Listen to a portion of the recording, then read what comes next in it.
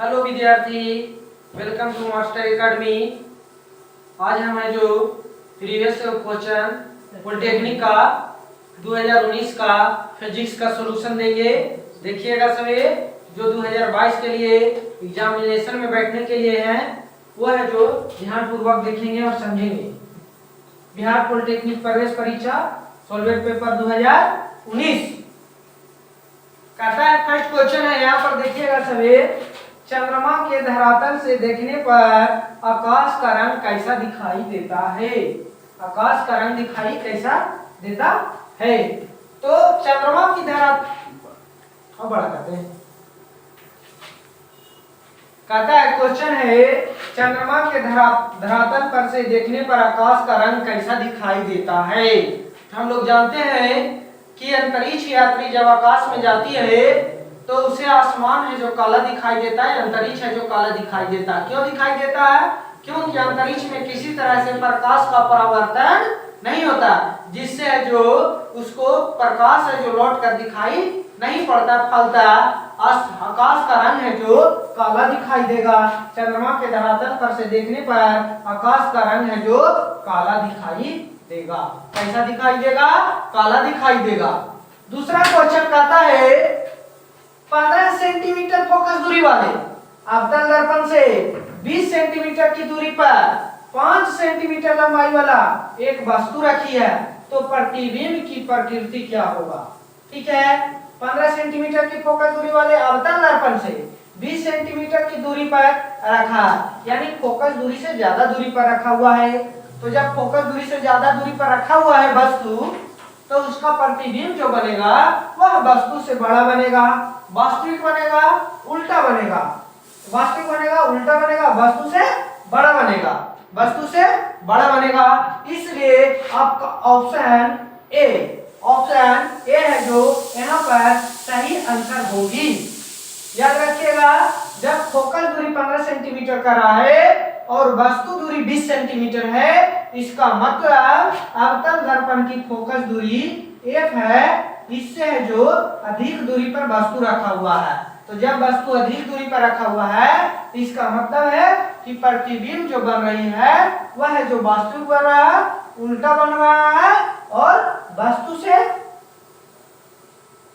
बड़ा बन रहा है। वस्तु से बड़ा बन रहा है।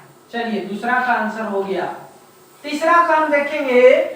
तीसरा का है जो क्या कहता है क्वेश्चन, तीसरा का कहता है, ओम के नियम के अनुसार V बराबर आई आर तय है जो V proportional R, I proportional R, V proportional 1/R, V proportional I। तो V बराबर आई आर है, तो हम लोग जानते हैं कि यहाँ पर है जो V प्रोपोर्शनल जो होगी वह है जो I के समानुपाती होगा। क्योंकि ओम के नियम में पढ़े हैं कि I बराबर V बटा R होता है, यानी I समानुपाती होता है विभवांतर का। ठीक है, यानी विभवांतर के समानुपाती होता है I। धारा का मान बढ़ेगा तो विभवांतर का भी मान बढ़ेगा, और विभवांतर का मान घटेगा तो धारा का भी मान घटेगा। तो इसमें ऑप्शन आपका है जो क्या होगा, डी। ऑप्शन नंबर डी आपका सही है। इसलिए क्यों नहीं होगा कि है जो विभवांतर प्रतिरोध के समानुपाती नहीं होता है, धारा प्रतिरोध के समानुपाती नहीं होता है, विभवांतर 1/R नहीं होता, ये फिक्स है, नहीं घटता है ना बढ़ता है। तो है जो वैरी करता है विभवांतर, वो है जो करंट पर है जो वैरी करेगा, यानी समानुपाती होगा विभवांतर धारा का। इसलिए ऑप्शन आपका डी है जो सही होगा। क्वेश्चन नंबर 4 में हम लोग देखेंगे। क्वेश्चन नंबर 4 कहता है कि दो लेंस है, एक 20 सेंटीमीटर की फोकस दूरी का उत्तल लेंस है और एक दूसरा 25 सेंटीमीटर फोकस दूरी का अवतल लेंस है। इसकी संयोजन की फोकस दूरी कितनी होगी। इसकी संयोजन की फोकस दूरी कितनी होगी। तो संयोजन का मतलब होता है जोड़ना, एडिशन करना। तो एक का फोकस दूरी कितना है, 20 सेंटीमीटर, एक का फोकस दूरी 25 सेंटीमीटर है। कितना है, 25 सेंटीमीटर है। दोनों को आप है जो एडिशन करिएगा, जोड़िएगा, तो एलसीएम आपका आएगा 1/25 इसको करना है solution 1/f plus 1/f LCM आएगा दोनों का है जो डेजर करेंगे इसको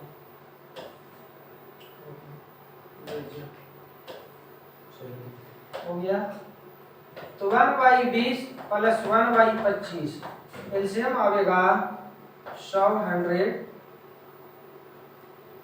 स्टॉप करें। यहाँ पर लेंस है एक है जो उत्तल लेंस है। उत्तल लेंस का फोकस दूरी धनात्मक होती है, अवतल लेंस की फोकस दूरी ऋणात्मक होती है। तो संयोजन करने से यहाँ पर हम देखेंगे 1/f प्लस 1/f, ठीक है। यहाँ पर अवतल लेंस का फोकस दूरी 20 सेंटीमीटर है और उत्तल लेंस का फोकस दूरी आपको दिया हुआ है 25 सेंटीमीटर और उत्तल लेंस अवतल लेंस की फोकस दूरी 25 सेंटीमीटर है। तो अवतल लेंस की फोकस दूरी ऋणात्मक होता है, इसलिए इसका जब हम एडिशन करेंगे तो 1/20 माइनस 1/25 एलसीएम लेंगे आएगा 100 आ जाएगा और 20 से हम भाग देंगे 20 से तो 4 माइनस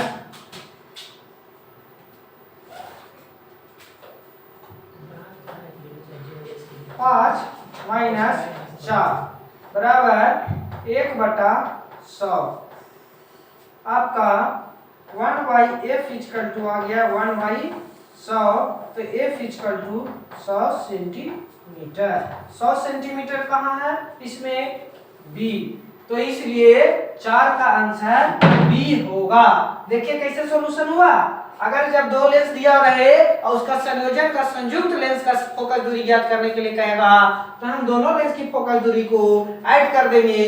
बस ध्यान रखना है कि उत्तल लेंस और अवतल लेंस, उत्तल लेंस की फोकस दूरी धनात्मक होती है और अवतल लेंस की फोकस दूरी ऋणात्मक होती है। तो यहीं पर है बच्चों, ध्यान देना है 1/20 प्लस 1/25, 25 है जो अवतल लेंस की अवतल लेंस की फोकस दूरी है जो माइनस में होगी और बाकी का ऐड करेंगे। अब क्वेश्चन नंबर हम देखेंगे जो 5, क्वेश्चन नंबर 5 में हम देखेंगे कि क्या कह रहा है क्वेश्चन 5। क्वेश्चन नंबर 5 कहता है एक विद्युत परिपथ में विद्युत धारा को नियंत्रित करने के लिए प्रयोग में लाया जाने वाला यंत्र है, प्रयोग में लाए जाने वाला यंत्र है। तो क्या कहता है प्रेषित वोल्टमीटर, ऑप्शन वोल्टमीटर, वोल्टमीटर से विभवांतर मापा जाता है, और है जो धारा नियंत्रक और एक है गैल्वेनोमीटर। तो आप लोग जानते हैं काची कहता है विद्युत परिपथ में धारा को नियंत्रण करने वाला, जो धारा को नियंत्रित करता है। तो धारा को नियंत्रण प्रेषित करेगा नहीं, वोल्टमीटर करेगा नहीं, गैल्वेनोमीटर करेगा नहीं, धारा नियंत्रक नाम है धारा नियंत्रक। धारा को कौन नियंत्रित करेगा? धारा नियंत्रक। इसलिए क्वेश्चन नंबर 5 का आंसर धारा नियंत्रक होगा। क्वेश्चन नंबर 5 का आंसर धारा नियंत्रक होगा। अब आ जाइए क्वेश्चन नंबर 6। क्वेश्चन नंबर 6 में कहता है कि एक व्यक्ति समाचार पत्र को सहजता से पढ़ने के लिए अपनी आंखों से दूर रखकर पढ़ता है तो उसे कौन सा दृष्टि दोष हो गया। अब बताइए कि पेपर को आंख से दूर रख दिया है, इसका मतलब दूर की वस्तु उसको दिखाई देता है लेकिन नजदीक की वस्तु दिखाई नहीं देता है। तो वैसी दृष्टि दोष जिसमें दूर की वस्तु दिखाई देता हो लेकिन निकट की वस्तु दिखाई नहीं देता है, तो ऐसे दोष को है जो दूरदृष्टि दोष कहा जाता है। तो वह व्यक्ति है जो दूरदृष्टि दोष से पीड़ित है। कौन दृष्टि दोष से पीड़ित है? दूरदृष्टि दोष से पीड़ित है, क्योंकि वह दूर की वस्तु को पढ़ ले रहा लेकिन निकट की वस्तु से नहीं, निकट करने पर उसे असमर्थ हो जाता है। इसलिए वह व्यक्ति है जो दूरदृष्टि दोष से पीड़ित होगा। चलिए आगे कहता है क्वेश्चन नंबर 7। क्वेश्चन नंबर 7 में कहता है कि 200 वोल्ट की तार की लाइन से जुड़े 5 एम्पियर विद्युत धारा को वहन करने के लिए 400 ओम के कितने प्रतिरोध की आवश्यकता होगी? 400 ओम की प्रतिरोध। तो हमको वोल्टेज दिया हुआ है, धारा का मान 5 एम्पियर दे रहा है, तो कुल रेजिस्टेंस पहले निकालेंगे। कुल रेजिस्टेंस कितना है? तो आर भी बराबर हम लोग पढ़े हैं आई इंटू आर होता है, तो आर इक्वल टू हो जाएगा भी बटा आई। भी का मान आपको दिया हुआ है, भी का मान 200 वोल्ट है, 200 हो जाएगा।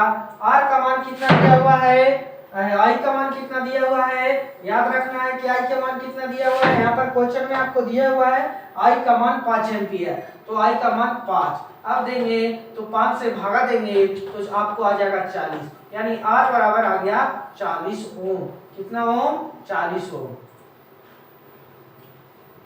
तो 400 ओम के कितने प्रतिरोधक की आवश्यकता होगी। अब बताइए कि 400 ओम को समांतर क्रम में है जो जोड़ेंगे तो हमको रेजिस्टेंस आना चाहिए, कितना आना चाहिए, 40 ओम आना चाहिए। कितना आना चाहिए, 40 ओम आना चाहिए। तो हम देखेंगे 1/, आपको आर जो दिया हुआ है वह है जो 1/R1 plus 1/R2 plus 1/R3, ऐसे करके ऐड करेंगे तो 1/40 बराबर 1/400 प्लस 1/400 प्लस 1/400।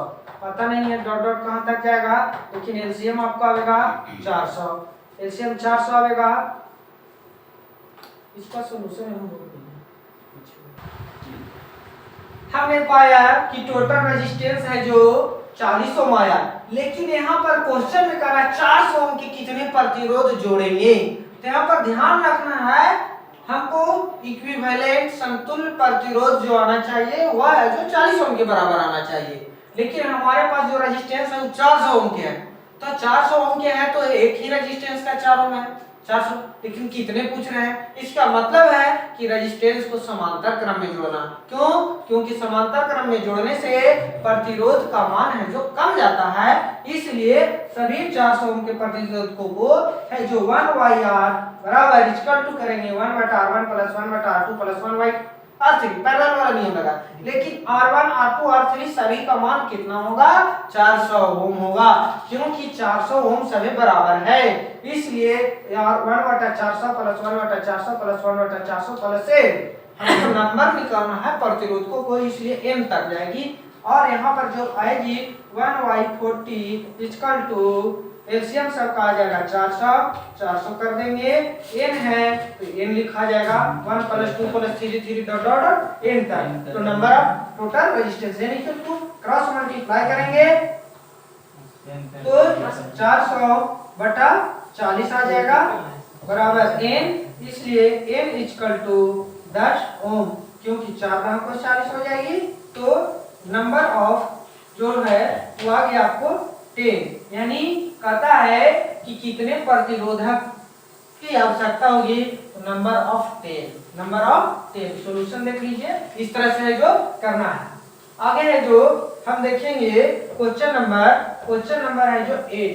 क्वेश्चन नंबर 8 में क्या कहता है, ध्यान पूर्वक देखिए। क्वेश्चन नंबर 8 है, कह रहा है क्वेश्चन नंबर 8 में कि एक विद्युत हीटर को 1 किलोवाट दर्शाया गया है, एक विद्युत हीटर को 1 किलोवाट दर्शाया गया है, तो कहता प्रति घंटा उत्पादित ऊष्मा होगी, प्रति घंटा उत्पादित ऊष्मा होगी। तो 1 किलोवाट शक्ति दिया हुआ है, कितना देरी तक चलेगा, 1 घंटा तक चलेगा। तो शक्ति बराबर हम लोग जानते हैं W इन ऊष्मा बराबर किया गया विद्युत शक्ति किसी विद्युत उपकरण के द्वारा किया गया कार्य बराबर होता है W बराबर होता है W equal to power into T, यानी शक्ति गुने समय। तो शक्ति आपको कितना दिया हुआ है, 1 किलोवाट। समय कितना हुआ, 1 आवर, इक्वल टू हो गया 1 किलोवाट आवर, यानी 1 घंटा में जो विद्युत शक्ति खपत करेगा वह 1 किलोवाट घंटा करेगा। और हम लोग जानते हैं कि 1 kilowatt hour equal to 3.6 into 10 के पावर 6 जूल होता है। अब देखेंगे 3.6 इंटू 10 के पावर 6 जूल किसके समतुल्य है। यहाँ देखिए 1 2 3 4, ये है जो ऑप्शन आपका सी है, जो 3600 गुने 10 के पावर 3 जूल होगा। क्यों, क्योंकि इसको हम करेंगे तो है जो 36 बटा 10 गुने 1 2 3, ठीक है,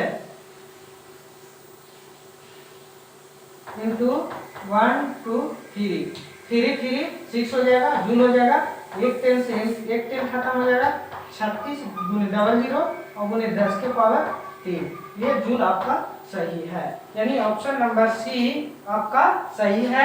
यहाँ ध्यान रखना है कि एक विद्युत हीटर है जिसका शक्ति दिया हुआ 1 किलोवाट, तो शक्ति जब हमको 1 वाट दे रहा है, कितना देर चलना है प्रति घंटा, 1 घंटा में कितना उत्पादन किया, 1 घंटा में काट बराबर 1 घंटा द्वारा क्या है पावर गुने टाइम, यानी शक्ति गुने समय, शक्ति 1 किलोवाट, समय 1 घंटा, तो 1 किलोवाट घंटा हो गया, और 1 किलोवाट घंटा बराबर 3.6 into 10 के पावर 6 जूल, इसलिए 3.6 into 10 के पावर 6 जूल को हम लिख सकते हैं 3600 गुने 10 के power 3 joule.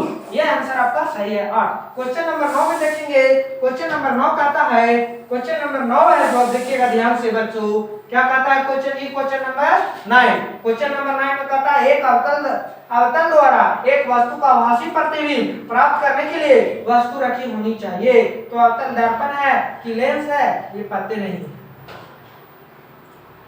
Question number 9, question number 9 में जो आपको कह रहा है, क्वेश्चन नंबर 9 में ठीक है कि एक अवतल दर्पण द्वारा आप वस्तु का आभासी प्रतिबिंब प्राप्त करने के लिए, हम लोग जानते हैं कि जब वस्तु को अवतल दर्पण में, ये है जो हो गया ध्रुव, ये हो गया फोकस और ये हो गया वक्रता के, तो जब अवतल दर्पण में किसी वस्तु को ध्रुव और फोकस के बीच रखा जाता है तो वस्तु का प्रतिबिंब दर्पण के पीछे बनता है और वस्तु से बड़ा बनता है और सीधे बनता है।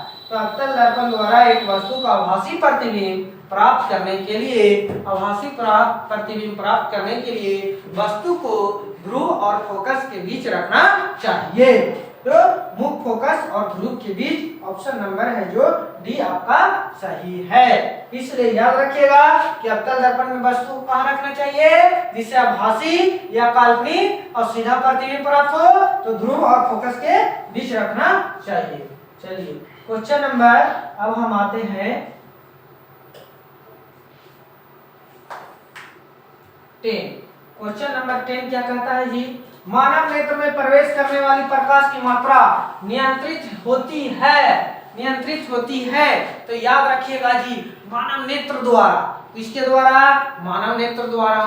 अब है जो नेत्र है तो कभी प्रकाश की आवश्यकता अधिक होती है, कभी कम होती है, सभी जगह एक समान है जो प्रकाश नहीं रहता, तो आँख है जो तेज प्रकाश में खराब हो सकती है, इसलिए प्रकाश का नियंत्रण करने वाला इसमें है जो व्यवस्था होती है, तो मानव नेत्र में जो प्रकाश का है जो परितारका द्वारा होता नहीं, श्वेत पटल द्वारा होता नहीं, दृष्टि पटल से, जिस पर रेटिना किस कहते हैं, आँख की पुतली, किसकी द्वारा, आँख की पुतली द्वारा प्रकाश का नियंत्रण मानव नेत्र में आँख की पुतली के द्वारा होता है।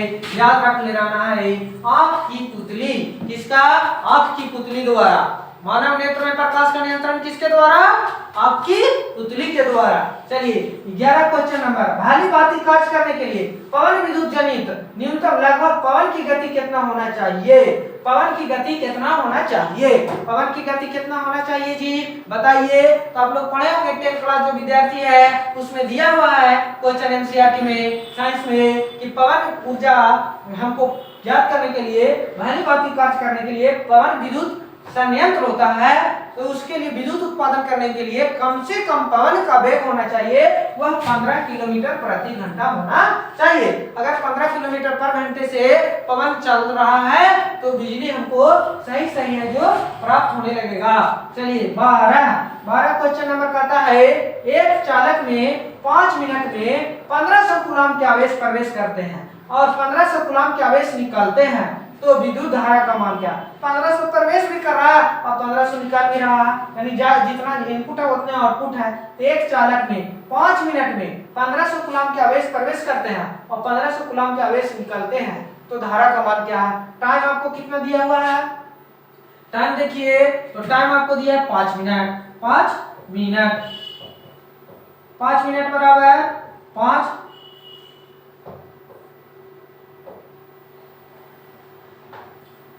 गुने 60 सेकेंड कर दें, क्योंकि समय का मात्रा सेकेंड होता है, इसलिए कितना हो जाएगा 300 सेकंड हो जाएगा, ठीक है। और है जो आवेश का मान, Q का मान कितना दिया हुआ है, चलो तो आपका है जो आवेश का मान दिया हुआ था 1500 कूलम, 1500 कूलम, ठीक है। तो I बराबर विद्युत धारा बराबर होता है Q बटा T, Q बटा T, यानी आवेश बटा समय।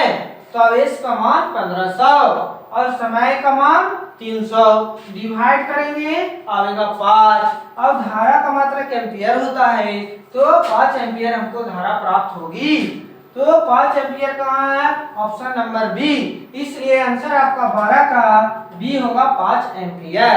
चलिए क्वेश्चन नंबर 13, क्वेश्चन नंबर 13 में देखेंगे बाबू बच्चे लोग ध्यान से देखिएगा, ध्यान से। क्वेश्चन नंबर 13, क्वेश्चन नंबर 13 क्या कहता है, क्वेश्चन नंबर 13 है जो आपको कह रहा है, क्वेश्चन नंबर 13 यदि आवर्धन, क्या कह रहा है, आवर्धन कितना है, प्लस 1.5, तो 1.5 जहां 1 से अधिक हुआ समझ जाना है कि प्रतिबिंब का आकार वस्तु से बड़ा है, वस्तु से बड़ा है।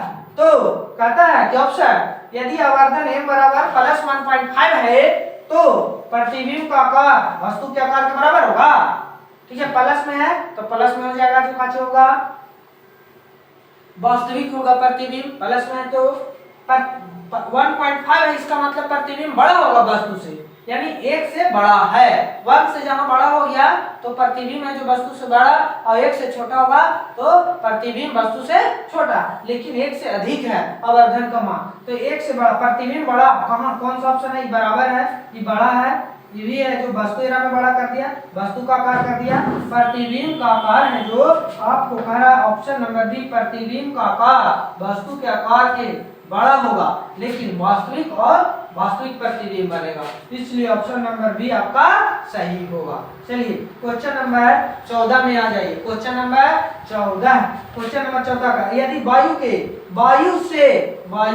से जल का अपवर्तनांक 3/4 है, 3 तो जल से वायु का अपवर्तनांक, यहाँ पर देखिए वायु से जल 3/4, यहाँ जल पहले है और वायु बाद में है, यहाँ वायु से जल था तो 4/3 था, अब जल से वायु कह देगा, तो ये है जो वायु से जल है, तो जल से वायु उलट देंगे, 3 ऊपर चल जाएगा 4 नीचे चल जाएगा, तो 3/4 ऑप्शन आपका है जो बी होगा, इसलिए याद रखना, ठीक है। नेत्र विशेषज्ञ द्वारा question number 15, question number 15, question number 15, नेत्र विशेषज्ञ द्वारा लेंस की शक्ति प्लस 2.5 डायोप्टर बताई गई, तो लेंस की फोकस दूरी क्या होगा, तो पावर कितना दिया हुआ है जी, आपको प्लस है जो 2.5 डायोप्टर दिया हुआ है, ठीक है। इसका मतलब है कि यह उत्तल लेंस है, क्योंकि क्षमता प्लस में है, तो कहता है फोकस दूरी, तो P बराबर 1/1 होता है, 1 बराबर 1/P हो जाएगा, तो पावर कितना देना है, 1.5 देना है, और यह है जो सेंटीमीटर में देना है,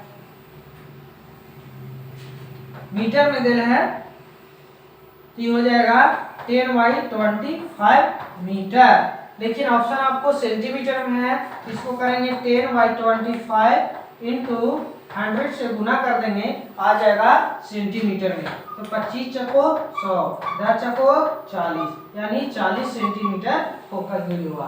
40 सेंटीमीटर कहाँ है, उत्तल लेंस है, 40 सेंटीमीटर फोकस दूरी उत्तल लेंस, इसलिए आंसर आपका है जो 15 का होगा बी। चलिए दिए गए परिपथ में आरेख में वोल्टमीटर द्वारा दर्शाई गई संख्या बताइए कि वोल्टमीटर है जो कितना बतावेगा, वोल्टमीटर कहाँ लगा है, यहाँ लगा हुआ है। अब देखिए कै गो रेजिस्टेंस है इसको में बाबू, तो है जो 1 2 3 है, तो इसमें धारा का मान पहले ज्ञात करेंगे, अब विभवांतर हमको दिया हुआ है, कुल रेजिस्टेंस है जो पहले निकालेंगे, तो तीनों सीरीज में जुड़ा हुआ है, तो तीनों सीरीज में जब दिया हुआ है तो सीरीज का रेजिस्टेंस होता है RS बराबर रेजिस्टेंस इन सीरीज बराबर होता है रेजिस्टेंस इन सीरीज, तो रेजिस्टेंस इन सीरीज बराबर होता है R1 plus R2 plus R3, जोड़ दीजिए 2 प्लस 4 प्लस 6, कितना हो गया 12 ओम, रेजिस्टेंस 12 ओम, यानी R बराबर आ गया आपको 12 ओम आपको दिया हुआ है V बराबर 10 वोल्ट,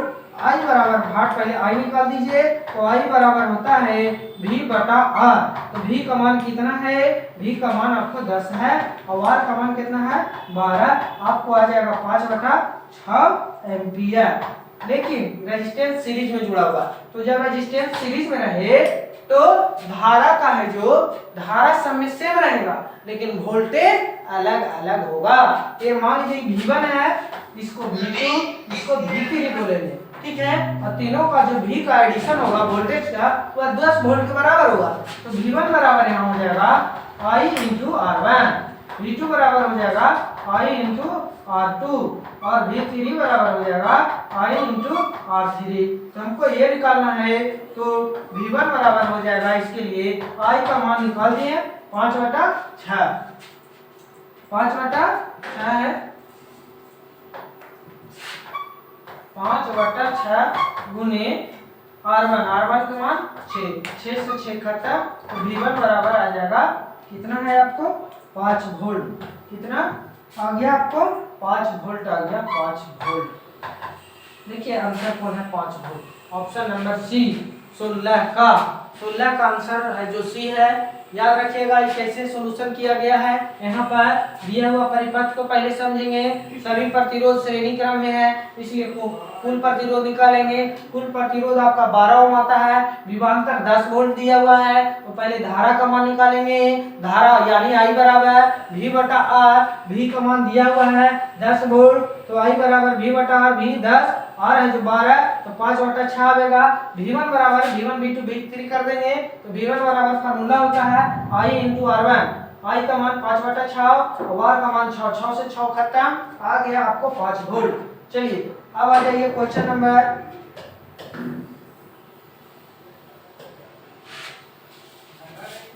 16 के बाद 17।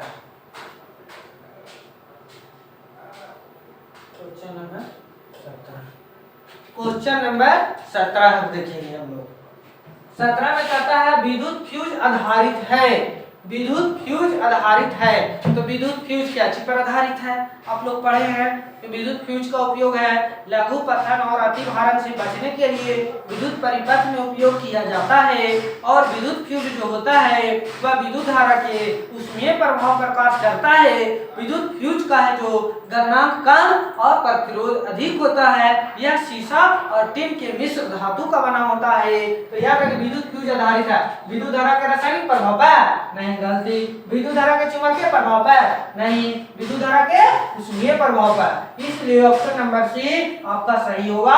याद रखना है कि विद्युत धारा विद्युत फ्यूज किस सिद्धांत पर कार्य करता है, तो विद्युत फ्यूज विद्युत धारा के ऊष्मीय प्रभाव पर कार्य करता है। ऊष्मीय प्रभाव पर कार्य कौन करता है, विद्युत बल्ब कार्य करता है, विद्युत फ्यूज कार्य करता है, विद्युत स्त्री कार्य करता है। ये सब याद रखिएगा। आगे क्वेश्चन नंबर 18 कहता है समान पदार्थ के दो तार जिनकी लंबाई और त्रिज्या का अनुपात लंबाई दिया हुआ है। एक का L1 का मान है जो 3, ठीक है। L2 का मान कितना हुआ है, ये भी 3 है, लेकिन R कितना दिया हुआ, R1 कितना दिया हुआ है 4 है और R2 कितना दिया हुआ है आपको 2 है दिया हुआ इस तरह से। तो रेजिस्टेंस बराबर हम लोग जानते हैं R बराबर रो इंटू L बटा A। तो A यहाँ पर निकल जाएगा पाई R स्क्वायर। तो पाई दोनों में पाई R स्क्वायर। इसको मैं जो R से R मल्टीप्लाई करेंगे, पाई कॉमन रहेगा, पाई इंटू हो जाएगा 16, इसमें हो जाएगा पाई इंटू 2 का स्क्वायर करेंगे तो 2 दूनी 4, ठीक है। तो अब है जो R1 निकालेंगे तो रो इंटू L का मान कितना है जी 3 है और A का मान कितना है इसको में है 16 पाई है। R2 निकालेंगे तो रो इंटू है जो इसको में L का मान 3 है और इसको में 4 पाई है, ठीक है। और दोनों एक ही तरह के पदार्थ का बना हुआ, इसलिए रो का मान दोनों में समान होगा, ठीक है। तो कहता है 6 वोल्ट की बैटरी से जुड़ा हुआ, एक बार R बराबर इतना लेंगे, एक बराबर R इतना लेंगे, तो दो धाराओं का अनुपात कितना होगा, ठीक है। तो I बराबर हम लोग जानते हैं V बटा R। तो V कितना है 6, I1 और I2 ले लेंगे, तो 6 बटा इसको में हो जाएगा रो इंटू 3/16 पाई। 16 ऊपर चल जाएगा, 16 96 आ जाएगा, 16 96 बटा 3 पाई इंटू रो नीचे रहेगा। इसको में हो जाएगा आपको 6/4 पाई इंटू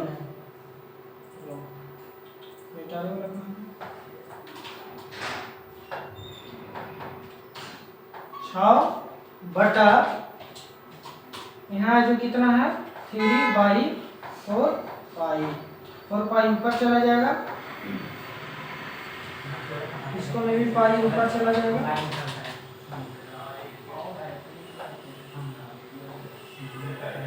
96 बटा 4 पाई में नहीं, यहाँ 2 इंटू 3 आ जाएगा। यहाँ भी है जो 24 पाई बटा 3 इंटू 4 आ जाएगा। अब दोनों का रेशियो निकालिए,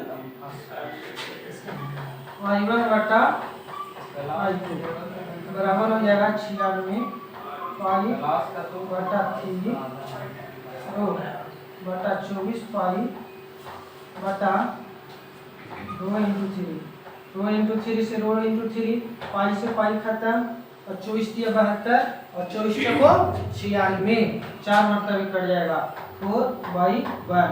इसलिए जो आवेगा धारा का अनुपात आवेगा वह आवेगा 4:1, 4:1